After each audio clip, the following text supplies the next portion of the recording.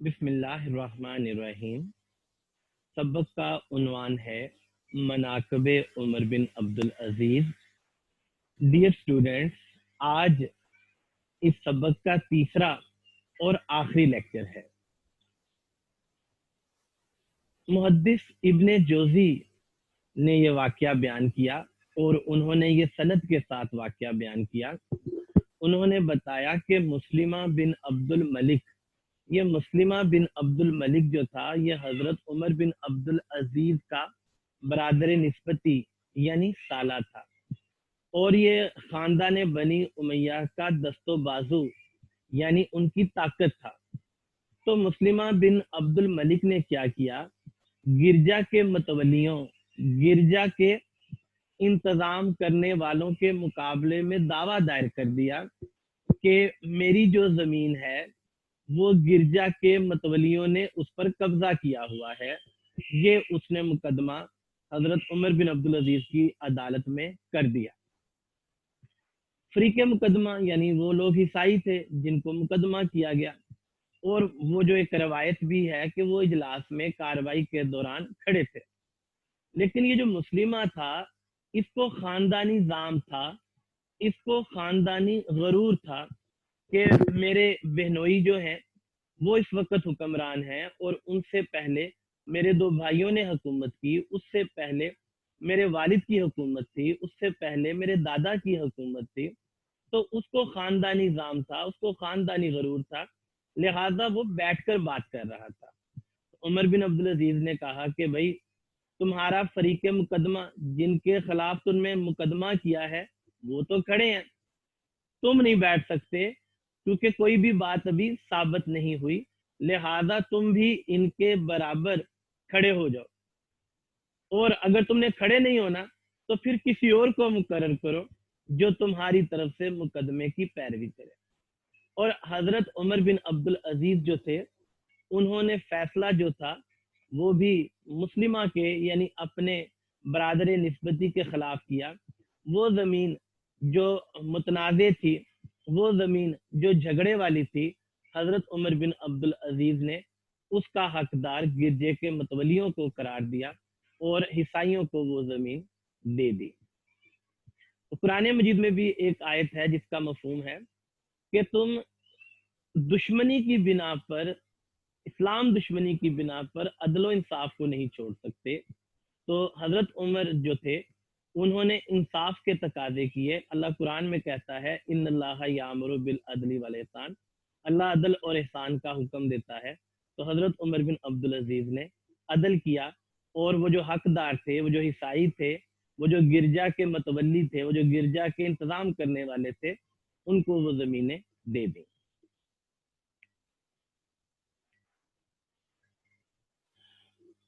आगे चल के मुसन्निफ हमें ये बताते हैं कि उमर बिन अब्दुल अजीज जो थे, वो अक्सर ईसाइयों और यहूदियों के यहाँ मेहमान होते रहते थे।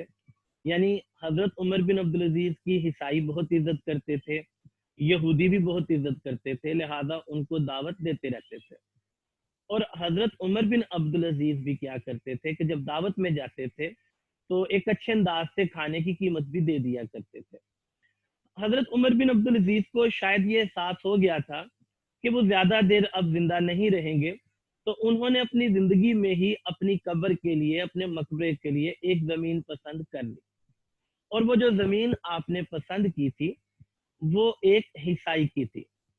आपने उसको बुलाया और उस जमीन को खरीदना चाहा, लेकिन वो जो ईसाई था उसने मुरव्वत में कहा कि अमीरुल मोमिनीन, आप कीमत रहने दें जमीन की, हमारे लिए तो ये बरकत की बात है कि अगर हम आपको जमीन देते हैं, आप इतना अच्छा सलूक करते हैं हम ईसाइयों से, गैर मुस्लिमों से, तो हम आपसे कोई पैसे नहीं लेंगे। लेकिन हजरत उमर बिन अब्दुल अजीज जो थे, उन्होंने इस बात को नहीं माना और उन्होंने 30 दिनार देकर वो जमीन खरीद ली। ये भी कहा जाता है, हजरत उमर ने कहा था कि 6 माह तक जो है मेरी कब्र को ऐसे ही रहने देना, उसके बाद जो है चाहे तुम इस कब्र को मिटा दो और चाहे तुम इस कब्र पे खेती बाड़ी करके तुम इसका फायदा उठा लो। तो हजरत उमर बिन अब्दुल अजीज जो थे, उन्होंने 30 दिनार की वो कब्र खरीदी। تو حضرت عمر بن عبدالعزیز نے عیسائیوں سے، یہودیوں سے اس لیے حسن سلوک کیا کہ یہ اسلام کا حکم ہے، یہ ان کی ذاتی خواہش، ذاتی زندگی نہیں تھی، لیکن اسلام یہ کہتا ہے کہ غیر مسلموں سے اچھا سلوک کرو، تو اسی لیے حضرت عمر بن عبدالعزیز نے غیر مسلموں سے اچھا سلوک کیا، کیونکہ یہ اسلام کی تعلیمات ہیں۔ اور حضرت عمر بن عبدالعزیز جب اس دنیا سے رخصت ہوئے تو عیسائیوں نے یہ کہا کہ آج اس دنیا سے انصاف اٹھ گیا، آج اس دنیا سے انصاف اٹھ گیا۔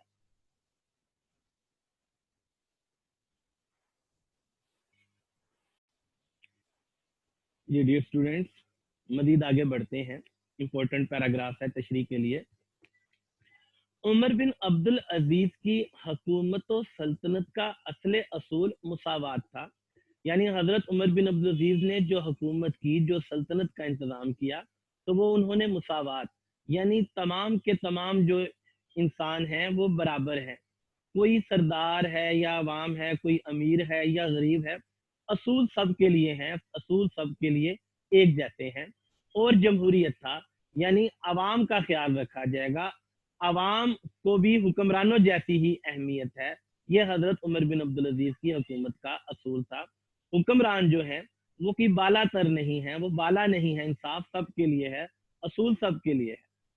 اور حضرت عمر بن عبدالعزیز جو تھے، انہوں نے بطور بادشاہ کوئی اپنے لیے خاص طور پر ترجیحات حاصل نہیں کی، اور انہوں نے عام فرد کے طور پر ہی حکمرانی کی، اور زیادہ پروٹوکول یا فائدے انہوں نے نہیں حاصل کیے۔ اور یہ ملکی امور کی بات نہیں، بلکہ ذاتی زندگی میں بھی حضرت عمر بن عبدالعزیز اس چیز کا خیال رکھتے تھے کہ وہ جو حکمران ہے وہ عوام کا کوئی جو ہے وہ آقا نہیں ہے، اور اس کو کوئی بہت زیادہ اہمیت نہیں ملنی چاہیے، اس چیز کا خیال حضرت عمر بن عبدالعزیز رکھا کرتے تھے۔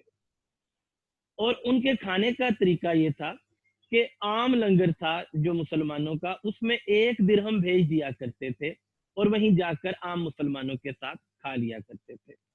تو حضرت عمر بن عبدالعزیز نے ایک لنگر خانہ جو تھا اس میں 1 درہم بھیج دیا کرتے تھے۔ تو ڈیئر اسٹوڈنٹس، وہ ایک حکمران تھے، اور تقریباً 3.5 براعظموں پر انہوں نے حکومت کی، لیکن ان کے لیے کوئی شاہی دسترخوان نہیں سج رہے تھے، کوئی شاہی کھانوں کا اہتمام نہیں کیا جا رہا تھا۔ وہ غریبوں کے ساتھ ہی، وہ جو ان کی رعایا کے عام مسلمان جو تھے ان کے ساتھ ہی جا کے لنگر خانے میں کھا لیتے تھے، اور اس پر بھی بوجھ نہیں بنتے تھے، اور اس کا بھی 1 درہم جو تھا وہ بھیج دیا کرتے تھے۔ اور جیسا کہ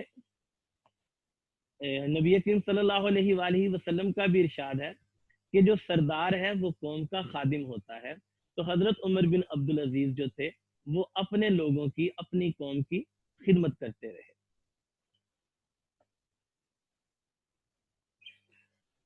ایک دفعہ رات کا وقت تھا، حضرت عمر بن عبدالعزیز مسجد چلے گئے، اور ایک شخص جو تھا وہ مسجد کے صحن میں لیٹا ہوا تھا۔